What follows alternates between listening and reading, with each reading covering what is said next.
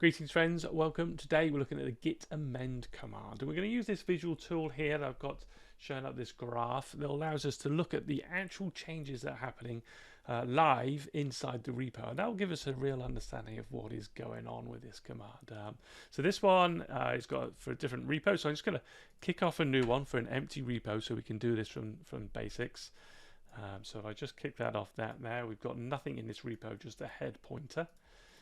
So imagine we put something into our repo, into file1.txt, and we did a git add, and then we did a git commit, and it's going to be our initial commit, but we've only got file1 in it, and we're meant to put file2 in, but let's do that commit. And then we'll remember that we're meant to put file2 in and go, dang. So there's a few ways you go about it, but Git Amend is a good choice for this scenario. We can now make it look as though file1 and file2 were added in that commit. So let's create file2. We'll just put file2 into that file2.txt. And we need to stage it. But once we've done that, we can now do git commit --amend, and you can also change the actual commit message as well. In this case we won't, so we'll just say no edit, and let's run this and we watch what happens. I mean, down here in the moment we can see we've got our initial commit and it's pointing to file1. This is file2, but it's just there as a blob. It's not in any commits yet.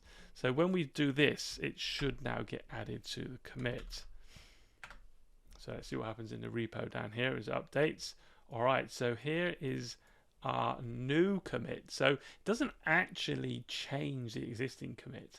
It creates a new one for you and kind of pretends that that is your initial commit.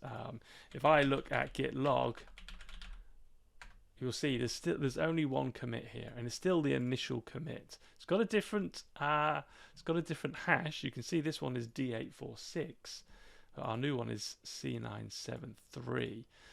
So under the hood, it creates a new commit for you, but it looks as though you're amending it. And once this gets garbage collected, because this guy here is unreachable now, and this will get cleaned up by the garbage collection, and then you really will just have the one commit with file1 and file2 associated with it. You can see here that on our new commit, we got file1 and file2 now associated with that commit. I think we can show this getting cleaned up as well. Because it's unreachable, the garbage collection should clean it up.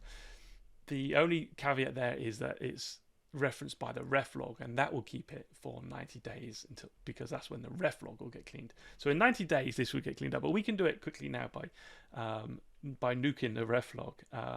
If I look at ref log, you can see we've got a reference to D846 in there, and that will stop us. If I did a git prune, which is part of the garbage collection, that would get rid of it if it wasn't in the ref log now, because there's no branch pointing to it, there's no head pointing to it.